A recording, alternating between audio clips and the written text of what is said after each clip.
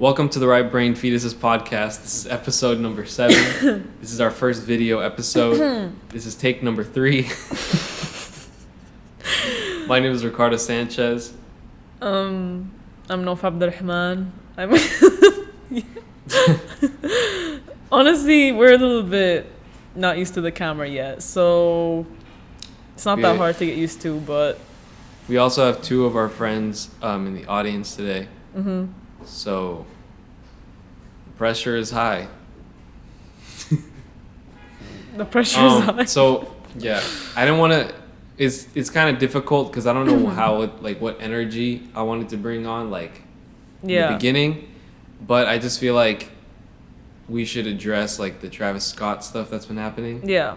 And I feel like you have a unique perspective because you went to... Well, Marco brought it up. He said that it'd be an interesting perspective to bring up because you went to Rolling Loud. And I'd like to hear that too, what that was like.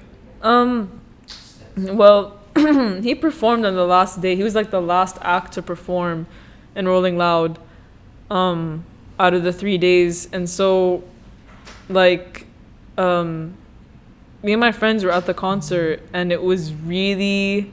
we were not even at the front of the crowd. Mm-hmm. He was supposed to get on at 9 p.m. and he got on a little bit after that, but still building up to it, we thought we would be fine where we were standing because we planned to just be in the middle. We didn't want to... We knew it was going to be really bad at the front because it was a lot of people, but we decided to be in the middle to be safe. And I kid you not even a minute into the concert when he came on, the crowd got so tight and compact, and me and my friends split in 2 seconds. Half of us were together, and the other half I didn't even know where they went because it just literally instantly everyone just got pushed together, and you split off from everyone around you. It was just really sudden, and that's normal for a concert Rolling Loud, but it started to just really quickly get so chaotic and tight to the point where we could not put our hands down. Our hands were this, above our shoulders, and oh my god. Yeah, no, and you're just not moving. Me and my friends were chest to chest, could not if I took my feet off the ground, I'd be still up because of the amount of pressure on my body from every direction. You don't move on your own. You're kind of just a sea of bodies, literally a sea of human bodies, just being pushed by wherever the force is going. And it was just really bad. And so we were okay, no, we have to get out of here somehow. We couldn't even breathe, and at first it was funny and haha, oh my god, it's so chaotic, but then it really quickly becomes I can't breathe, I want to get out of here ASAP. And so me and my friends just pushed and pushed and pushed to get out, and it felt it was never ending. There were so many people, so many, I don't... Do you ever get scared of people stealing stuff from your pockets? That's the last thing you were concerned about when you can't even move and no one can move around you and you can't even breathe. When in your rib cage, when you expand your lungs, you can't even expand your lung. And also... Oh my god. Yeah, Marcos was getting choked at some point, on accident, but someone didn't know where to put their arm, and so it went over his neck, and he I look at him and he's oh my god. Yeah, literally he couldn't breathe, so I tried to push the arm off, the guy realized and he moved his arm up, but it was just so bad until we pushed until we got to the end. And even when we got to the far back, it's still pretty crowded, but obviously there was room, and we were watching people from the middle also get out, and they were their faces were red, people were hyperventilating, it was really intense. I'm really claustrophobic already, but I don't know, for some reason in Rolling Loud I could manage it just because I was there. The performance, I distracted myself watching the performances, but at that moment I was really fucking scary for me. I don't know, it was terrifying to see that for other people too, because people were I can't breathe. It was so bad until we're just lucky the venue was huge because that's how people got out. I mean, I bet the one at Astroworld that his concert was like big too, but like also like I think they did a lot better job at controlling the crowd. Like people were escorted out when at Astroworld or Rolling Loud. Rolling Loud. Oh, okay. Astroworld, I don't like. From what I'm hearing, it was not. So yes, so for those people who don't know, the Travis Scott had his festival happen in Houston. Mm-hmm. That's Astroworld. Yeah. And then basically like it just got they described it as a crowd surge where everyone was just kind of like pushing to the front, and it caused some people to go into cardiac arrest. Like some people just like passed out, and then they got trampled, and in result there were eight people who died. Yeah. One including what was a 10-year-old boy, right, or something like that. Seriously. It was a 10-year-old, and then some of them as young as 14, 16. Yeah, teenagers, and then the Houston PD, I think they said they declared it as a mass casualty. There was like hundreds injured, which is like insane to think about. But I don't know, when I first heard the news, I felt like I was so like numb to it. Like it kind of just made sense to me. I was like, oh yeah, like, because I thought that had happened before at Travis Scott concerts. Like, I thought that was a thing that like if you go to Travis Scott concert, like you're gonna get injured. Yeah, I knew you were gonna get injured, but to hear deaths was surprising to me because you should like. That like means it was really bad. And I hear like people were injected with something, like people were inserting like drugs from like stabbing people with syringes, and I don't know what, like obviously I wasn't there and I don't know how much of it is true or not, but from like I think from the videos enough it's easy to say like there was no care for the crowd, not in the slightest.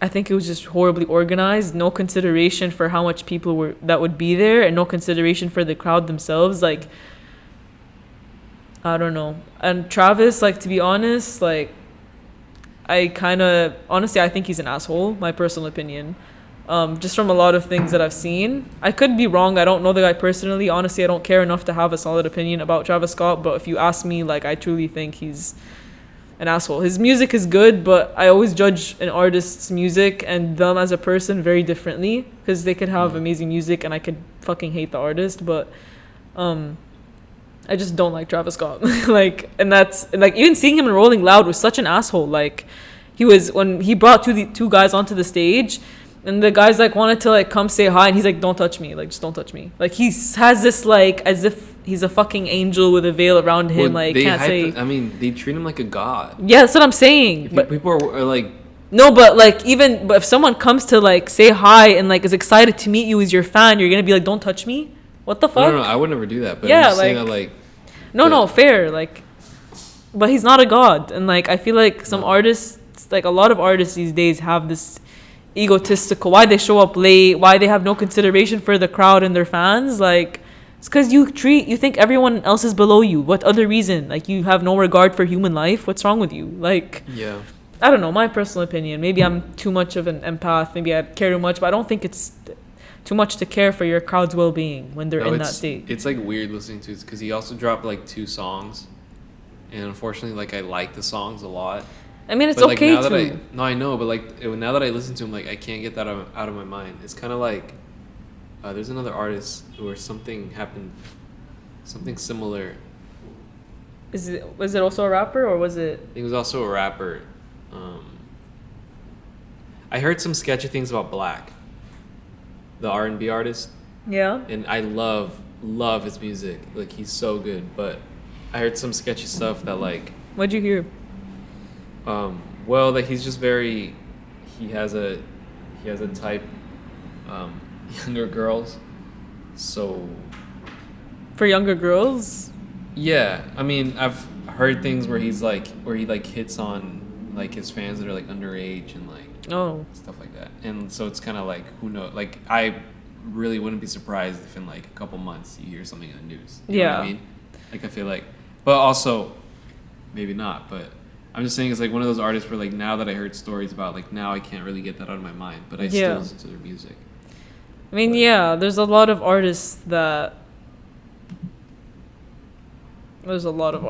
controversial, like, and a lot of them, like even if like not obviously not just rappers, like if you know Red Hot Chili Peppers. Yeah. Anthony Kiedis, I forget the lead singer's name. But he also had a scandal like of him like I don't know if assaulting or I don't know what, but something with younger girls. Basically he would like hit on younger girls a lot and like had sex with them. Yeah, like it was a scandal, but a lot of like especially from rock bands back then and now like hearing it a lot from rappers, like Kodak is also one of those that younger girls, like a high school girl. Yeah. I can't understand a single thing he says. Kodak's Black. It's funny because I was at Rolling Loud and I was trying to understand, like, and he's like trying to fight with the crowd, but I actually couldn't. Like, no, I was like that's the whole like joke. Like even like when he raps, obviously, like when he raps, you can understand. You can understand him more when he raps than when he just like talks. Yeah, because the guy, the DJ, was asking him like, "You good, Kodak?" And he's like, "Meh." Like I was like, "What?" Like, give an answer. There's a video of him like on Instagram just like ranting or like talking shit about someone, and like someone was like, it was like on a podcast. I think it was called Joe Budden. Joe Button. Joe Budden. Joe Budden. He has like a podcast where he talks about like stuff that's going on in like the hip hop world and stuff. Oh, I think what you're talking about. And oh my God! Wait, the video. What? Wait, go on. Just go on. So he was talking about. So he has like a show, and they were just like recapping about like his Instagram story, and then they were like, "Yeah, Joe Budden, what do you think about this?" Like he's talking shit, and then he's like, I don't understand a single thing he said in that. Like, how did you guys understand this? Like, it's like a different language, but. It's so funny how he talks. Yeah. I don't know. Like I just couldn't. But anyways, just to like. Yeah. Close the Travis Scott thing. Yeah. It's just like, it is really sad, and yeah, I agree with you. Fuck Travis Scott. No, yeah. Especially that video that he put out, like that was so fake. Oh my God. And then he made it black and white too. Yeah, I was like, I don't know. That was just so insensitive, and also like totally reading from his phone, totally not heartfelt, totally like this man had zero sympathy. Yeah. This man has zero sympathy. This man's like 8 Lives. Who? Like, I don't know who these people were. Fucking kids. Fucking 15, 14, 16, 10. And what I'm hearing, year olds. Like, I don't know. I don't want to stay too long on this topic just because it's not that it's not important, because it very much is. But I'm glad we addressed it. It's really also heavy. Well, it's just like in the future we go to a concert, just be careful. Yeah. Also make sure the artist you're seeing isn't an asshole. If they're very well known, because you might end up that way. Because apparently, some artists don't have regard for basic human. Yeah. Also, don't send your 10-year-old kid to Travis Scott maybe concert. don't. Yeah. And if you're sending your 14-year-old or whoever, I don't know. They probably were with other people, but just, I don't know, because it's like at a certain point, it's like, doesn't matter who you go with. It's like, yeah, it's like, because those people you don't go to a concert to be prepared to die, you know? Yeah, you go to a concert, you shouldn't even have to worry about that. That's so sad. So it's more just like on the organizers of definitely of Astroworld and Travis Scott, and also the Houston Police Department for waiting a long time. It was I heard something that like Travis Scott was performing for 40 minutes after the crowd surge started. So like there were videos of like people being like held over their heads, and he's still performing. It's like, have you seen that video? There's a really disturbing video where like they're literally carrying someone who's like passed out, and Travis Scott is looking directly at them while he's like singing. It's like so demonic. It's like, it's really weird. Yeah. Definitely don't recommend looking at that. Yeah, no, I can't look at that. That's. But anyways, let's switch topics. Yeah. Okay. Let's talk something more lighthearted. Yeah. How's your week been? That's lighthearted. Just kidding. What have you been up to? What have I been up to? Honestly, recovering from Rolling Loud for the past week. Like, I have so much work, and it's just been mentally really hard. Actually, I think here's something I think we can talk about, or something I think we should talk about, maybe. But anyway, I've been noticing with my work, like, I mean, I feel like it's just common sense when you're not at a good place, like, mentally, whether that's because you're tired out or you can't reflect on yourself or can't see yourself, like, realistically, when all you do is pick at yourself, or you can't help but, like, be critical of not just yourself, but, like, everything around you, everything that you invest your time in, everyone you're with, because I'm sure when we're critical of ourselves, it's easy to criticize other people. But okay, so what's going on? Damn, I had I had to say it all over again. I'm doing all right. This week just started. It's a Tuesday, but it's been a pretty good week. Pretty productive. I stayed up till like 3 a.m. last night editing because I can't. Once I start editing, it's like I can't stop editing. Like, I don't want to eat. I don't want to go to the gym. Like, I just want to do my thing. But I like understood that I had to be a human. So I had to, I did eat. Because usually in the past, I will literally just like not eat. And I just will stay in my room till whatever I'm doing is finished. But last night was the first time in a while where I like showed some self-control. And I was like, I'm going to take an hour. I'm going to eat a proper dinner. Like, eat actual food. And then I had some time to go to the gym, and I did all that. But I still ended up going to sleep at like 3 a.m. But hey, whatever. You tried. What do you gotta do? You said you were excited about all the things. You're also learning to work with others and I have goals. I'm very excited for some projects that are coming out. It is just sometimes it is frustrating. Because I am just so excited that I want everything out, but it's just like I have to realize that when you have a lot of people on a project, it's like you're trying to get everyone's schedules to line up, and everyone's time is valuable, not just mine. Everyone's time is valuable, so it's kind of like I just gotta suck it up and be patient. Especially when it's not like a project directed by me. If it's like a collaborative project, then even more, because then it's like I'm not the only person that's like directing the whole thing. But I'm really excited.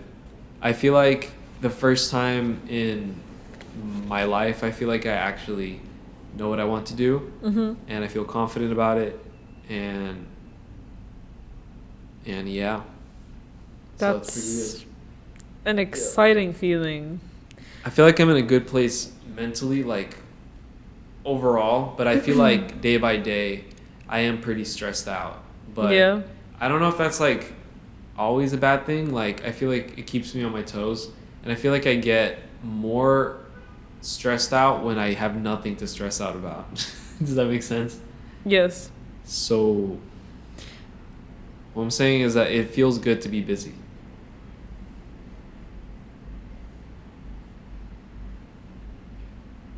I was gonna say, when does it not, but very quickly it can feel, at least for me, overwhelming to be busy. Like, sometimes I just wish I like had a second for the world to pause, everything to pause, and I can just exhale and do nothing for a second so my brain can like catch up. It's not that I don't like to be busy, because I love being busy too, but when it like is to an extent that I can't do something anymore, or I can't function because of how busy I am, like my brain like gets so wrapped up in itself, I can like it's overwhelming, that like then at that point I'm just like, I don't want to be busy anymore. I don't want like anything on my plate. I can't like handle my brain right now, like it. Well, let me ask you, does your schoolwork stress you out more than your other stuff? Okay, so I feel like that's why I don't feel as stressed out, because I feel like in the spring, because that's exactly how I felt, where it's like things just kept on being thrown at me, and it's like you really cannot stop. You know what I mean? Yeah, I don't really have a choice. But for me, it's like I have deadlines for myself, but it's kind of like I can choose what's realistic, and I feel like schools choose what's realistic for you, and that's something I always thought was kind of messed up. Where it's kind of like they choose what your workload is. Yeah. And it's kind of weird because if you think about it, that's not really how life ends up being. But I hate the school system. Yeah. I feel like anytime I tell people that I left school, they always think I'm like gonna talk trash about schools and stuff. And the thing is, I've always talked trash about schools overall, but like the school I left, Parsons, like I don't have any like grudges. I don't think it's a bad school at all. I think it's a great school. Yeah. But I feel like anytime I tell people that who are from Parsons or from like NYU or something, they always expect me to like say something like, or like I have salty feelings about the school, but I just like, yeah, it's just not for you. No, it's like just not for me. Yeah. No, fair. Even as a transfer student, I sent in my transfer application to NYU, and I'm like currently awaiting the result. For your transfer essay, like they tell you what does this school not have that. What is that?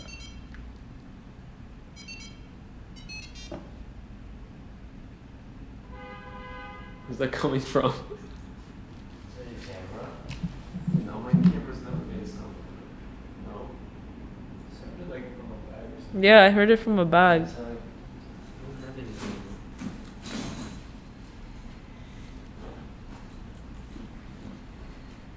was so weird. I thought that was coming from my headphones.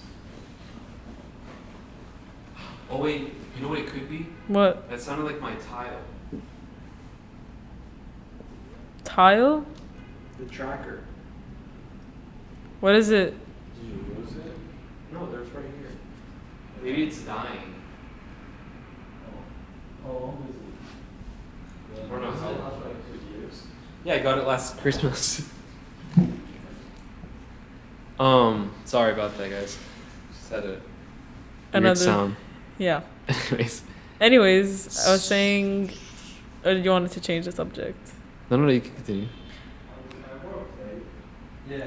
I was just saying that like, because I sent in my transfer application, and even just like that, they ask you to, like the transfer process is they ask you to say what that school doesn't have that NYU does have. So you kind of have to compare the two, and like basically what you did, not that in like childish or like simple terms, like what you didn't like or didn't like benefit from the school you're leaving.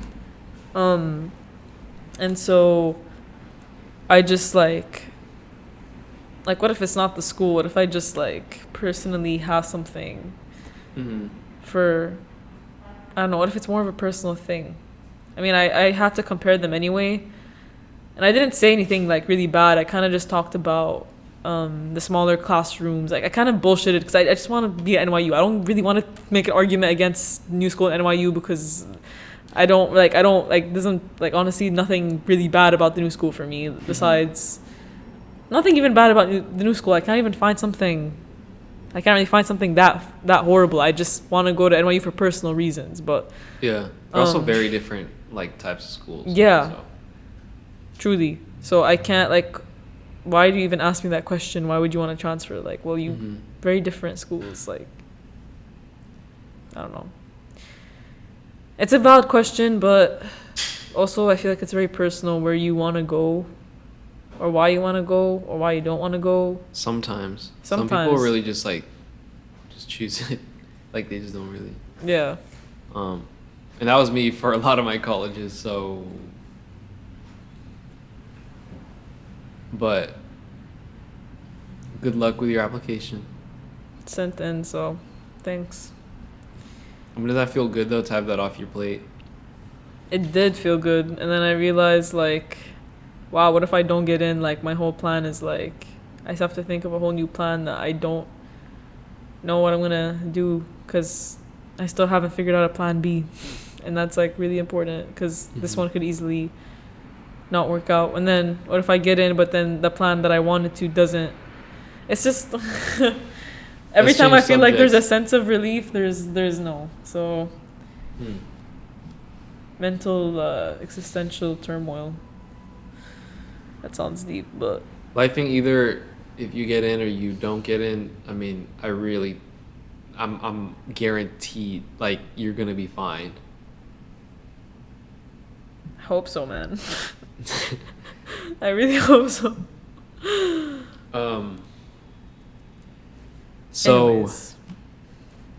I always don't like if talking about stuff like stressing you out. Like sometimes I don't want to ask because I don't want to like by doing this podcast I don't want to stress you out. You know what I mean? You don't like.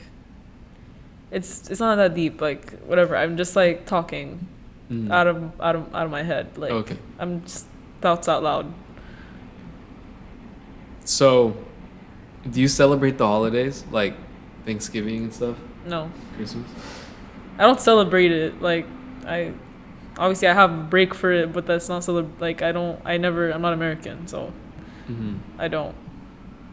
Why would she celebrate Thanksgiving? What? Why would she celebrate Thanksgiving? She's I know not she American. wouldn't. I'm just saying for people because I was gonna go on and talk about Thanksgiving. I don't ask things that I don't like. I already know the answer to some of the questions, but I'm asking in case someone's watching. You know what I mean? Jeez.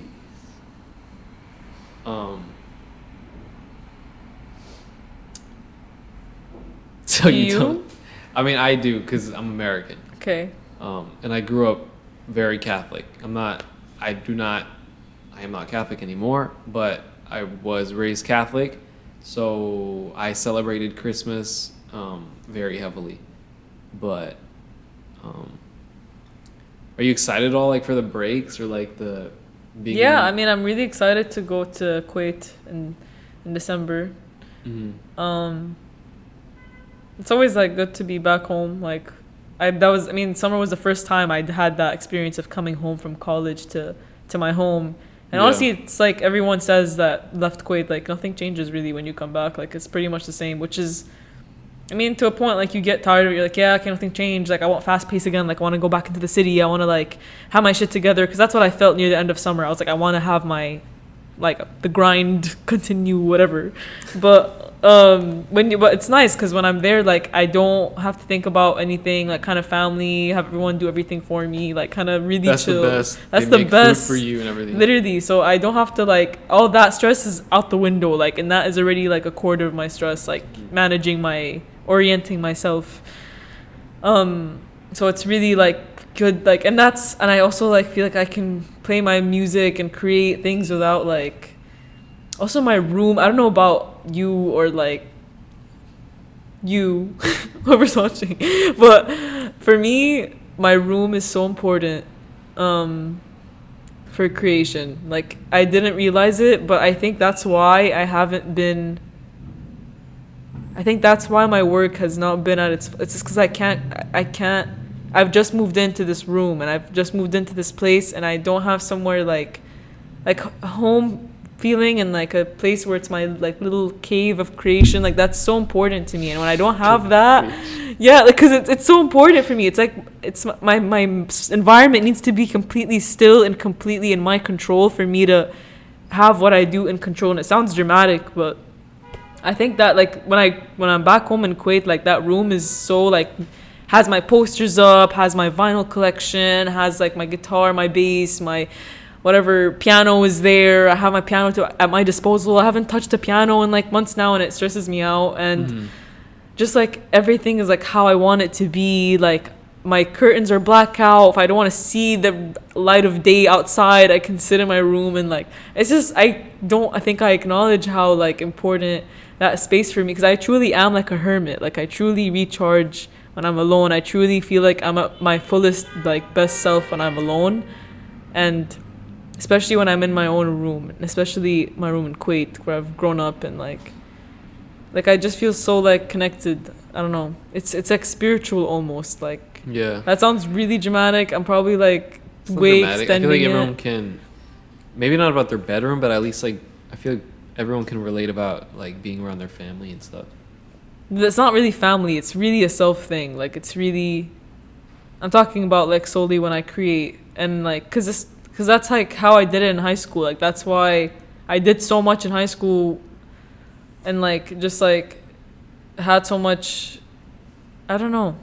I believed in my work so much more, and I feel like now it's like withering away slowly, and it's sad because I don't want that. But I feel like as soon as I get back to Kuwait, I'm gonna like have so much that I want to make that I don't know. But then it's weird because when I came here, I said that about Kuwait, and I was like, I never made shit in Kuwait, and now I can make what I want. But now like it's feeling less like that, and feeling more like when I'm most comfortable at home, I can create, and now I can't because I'm uncomfortable a lot of times.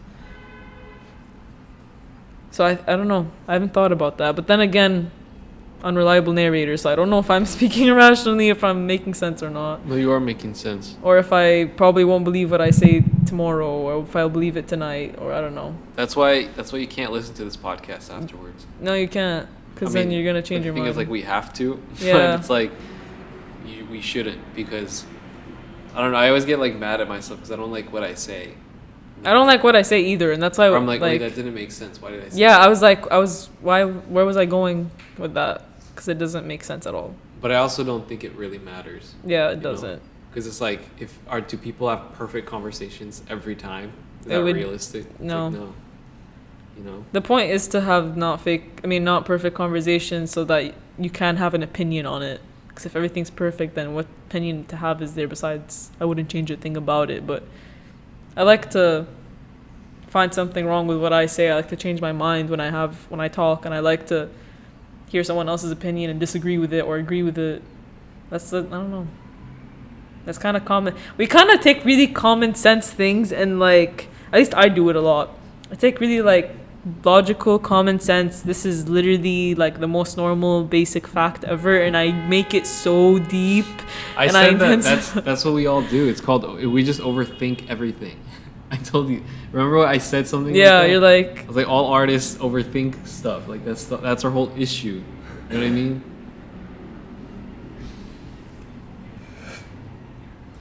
All right, guys. Well, this is going to be the end of episode 7. It's been nice. It's been... Thanks for listening to my... Thank you for listening to this podcast. To my rambles. To the Right Brain Fetuses podcast. To the Right Brain Fetuses. Please follow us on social media. This is so weird because now it's on video. So oh my god, yeah. Now we gotta say like the YouTube stuff. Follow us. Subscribe. Hit subscribe. I can't believe we're saying Hit that. like and subscribe. Subscribe, please. No, I dare you not to subscribe. They probably not. They probably gladly Don't. Bet. You know what? You won't. All right, guys. I'll see you next time. See you.